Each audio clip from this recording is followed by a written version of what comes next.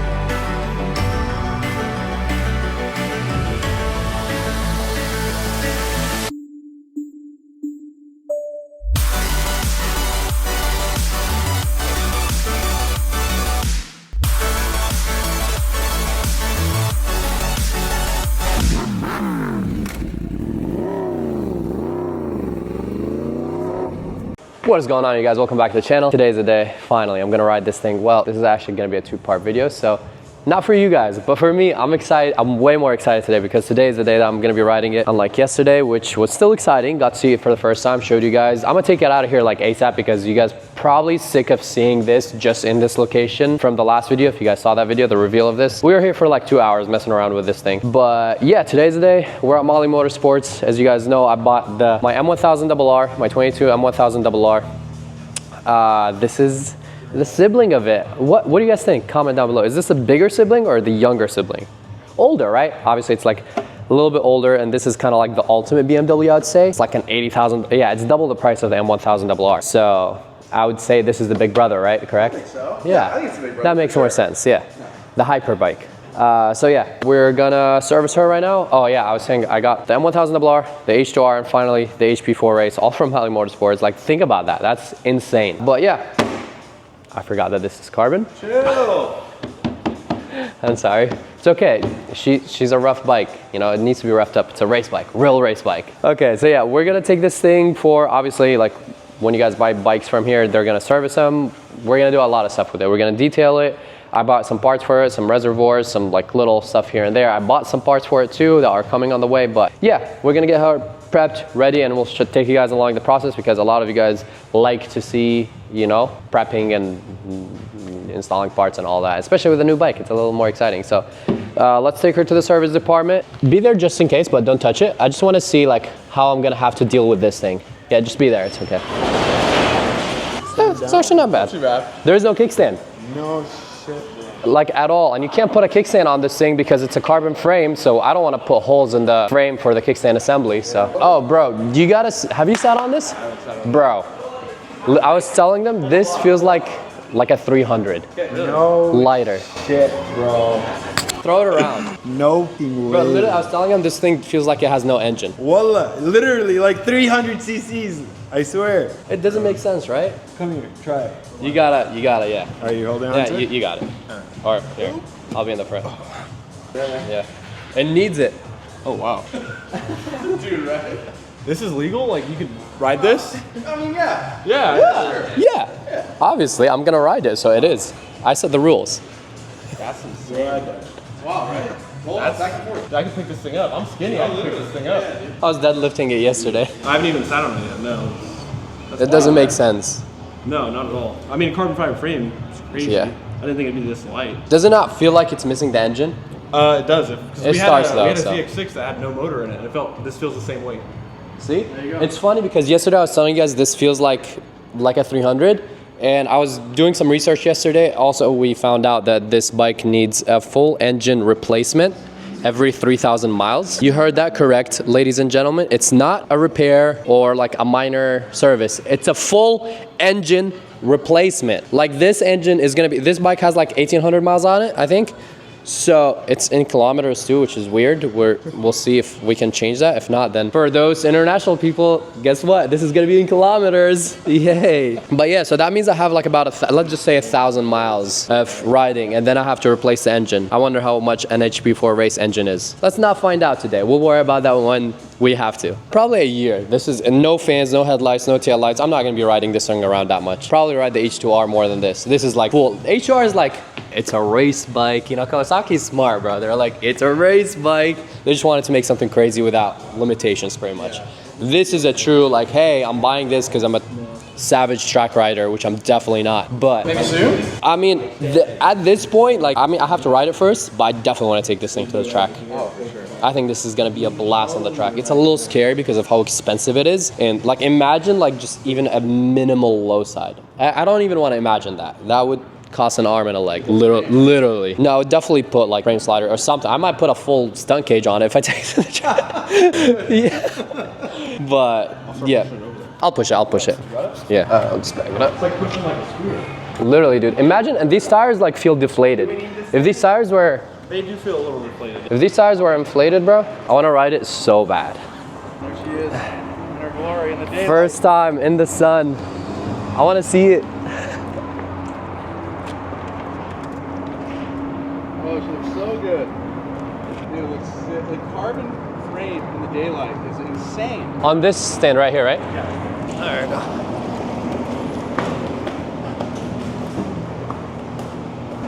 Where she belongs. Oh, I can't wait to see her with the whole detail or whatever the special stuff you guys do here at Mali. Yay. Oh, and the parts. Ah, whoever brought this, thank you.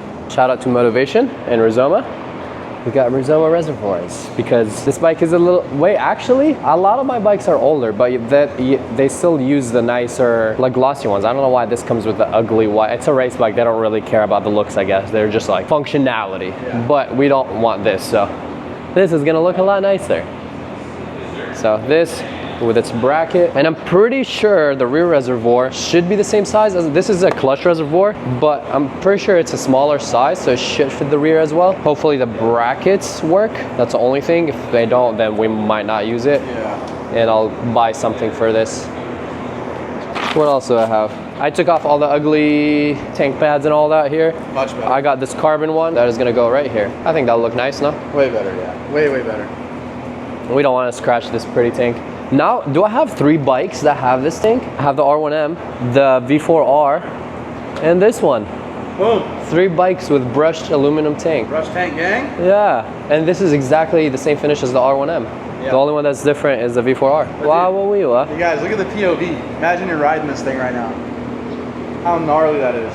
Woo-hoo!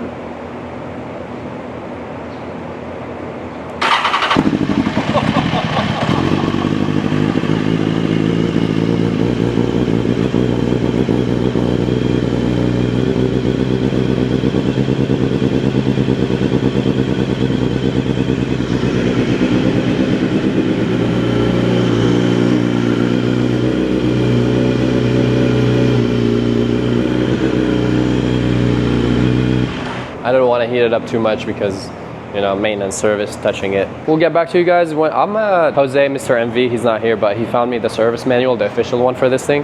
So I'm gonna do some research because I don't really know too much, and we're finding out information about this thing still that we are kind of shocked with. So hopefully there's nothing else that I'm not aware of that this bike needs, but either way, that's the whole point. You're probably never seen this on the road. You're never gonna see one of these on the road for a good reason.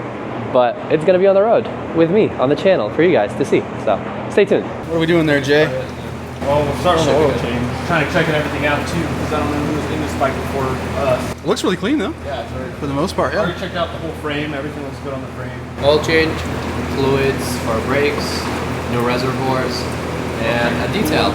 We were gonna throw street tires on it, but it was weird because I was like, the boys said that these are new, which I wasn't aware of. But yeah, they're brand new slicks apparently. So I was like, I could just keep up, but like I already had a set coming, but the FedEx guy was late or something like that. Yeah, he literally lost the package on the way here. Yeah, so how weird. I was like, it's fine, I can run these, and then the guy wasn't here, so it's meant to be. Boom. This bike is gonna be on slicks. And to be honest, let's be real, it looks way doper on slicks anyways. Yeah. Because race bike. Slide. A little slip and slide. Oil and oil filters out. We got the oil change done. Got the high flow race filter on there. Got low tilt range V back in it.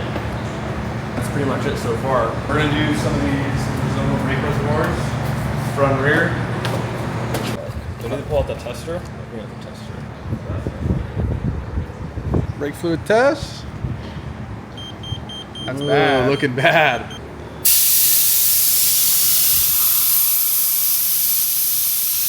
The valve caps for the brake lines or the nipples. Yeah. They look cooler than the valve stems on the tire. Oh, yeah, I guess that's true, huh? Yeah. Cool. So just sucking all the fluid out to the line, get some fresh fluid in there. Put some fresh fluid in the top, and we'll pump the brakes. What were you saying? There's like a little, on the side, there's like lights, and everything is coded. Blue is coolant temperature is low. If it's orange, which was what it was flashing when we had the bike on, I was messing with the settings, that means your battery is low. If it's flashing green, that means you got your fastest lap at the track, or somewhere, on the toll road. Somewhere. What's red? Temperature is too high. Good to know. That's why I'm reading the manual for once. Oh yeah. Yeah, and then those lights will pretty much show up right here on the dash. You guys will see it probably later or earlier in the video. So that's where all the warning lights pop up. Testing the fitment. Got the Rizoma reservoir all mounted up. Looking nice. Much cleaner, huh? Way cleaner. At least some of the bikes, like the H2, they come with the nice black Those are glossy nice, one, the yeah. see-throughs. They're not too bad. But going from that to this is a huge upgrade.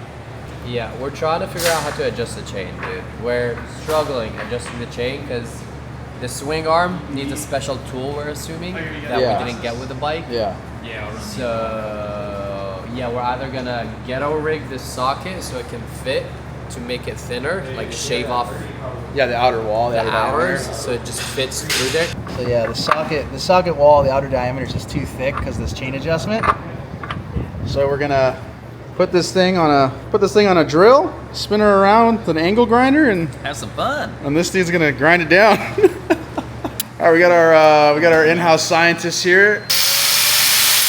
Oh, I'm dead.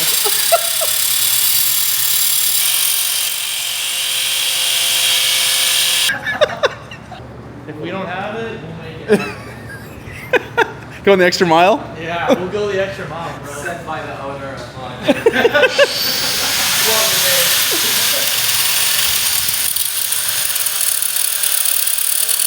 What do you mean we can't just start it up and ride it? Bro, like the amount of shit that I'm finding out about this. You have to start the bike, let it warm up, then shut it off.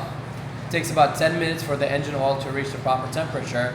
At that point, the bike is restarted, and you wait for the coolant to return to operating temperature. So it wants to put heat in the motor to then turn it off, residually heat all the oil in the pan, so it's at a certain temp, and then it's good to ride. Yeah. Because if you don't, then the piston rings might have blow through. Yeah. Magic. Oh, Germany. Brother, this is way too much work, bro. What did I sign up for? And if you guys want to buy an HP4 Race, come down to Mally Motorsports. And This is why I know you two are this dumb shit. I'm like, yeah, just get one. Golly. Yeah. I'm just gonna start warming up and ride, bro. Not doing a starting sequence. Alright, boys. I took over while they were grinding down that bit so it can fit. We're detailing the bike because we are running short on time. It's 7:11 and sunset, you can see in the top left corner, is at 7:54. So we have what, like 40 minutes? Around 40 minutes until sunset. And of course, you know, track bike problems just like the H2R. No headlights, no fans, no taillights, no nothing. Steve over there grabbing his professional setup so he can get some cinematics of this thing getting detailed. Look at those. Already looks so much better. Yeah, this bike needs a proper detail. I just took off this little GoPro mount right here. You know, we're cleaning it up. Look at the reservoirs. Much cleaner. Yeah, we're gonna be riding with wet slicks. Look how shiny that is, bro. You can see my reflection. This is gonna be sketch to ride, especially this bike. But yay, part of the fun, right? Alright guys, this is where we end this video. As you guys can see, it's getting really dark. I literally have like 5 minutes to get out here before the sun is fully set. And yeah, we somehow need to shoot rollers. I don't know how we're gonna do that, to be honest. It took a lot longer. Last step is fueling it up, you know, adjusted the chain, tire pressure, detailed. Not fully detailed, we'll bring it back when we swap the tires because the tire actually went missing, as I said. Eventually, I'll probably put street tires on it. I don't want to run slicks all the time just because heating slicks up is too much work, to be honest. So we'll probably run, you know, the slicks for now until the street tires come, and then we'll come back, detail it, do the street tires, and I think that should be it. Probably the other parts that I have coming for at the same time. So yeah, hope you guys enjoyed this video. Again, shout out to Molly Motorsports for servicing this bike. If you guys do get a motorcycle here, they usually take care of it before obviously you guys take it, but since I was impatient and we showed up yesterday, this was supposed to be done today, and they had to wait for us today since we're filming it too. But this is, you know, the second video with this bike. Just service, chaos, everything was crazy, but yeah, it's done. Now I'm finally gonna go run, grab my helmet, and sign some papers because I actually need to sign some more paperwork for this thing, and then yeah, take it on the road as soon as possible. Hopefully we can have time to get rollers, or I can even see on the way back. But yeah, peace out, ride safe, stay tuned. Next video is first ride of the HP4 race. Peace out, ride safe.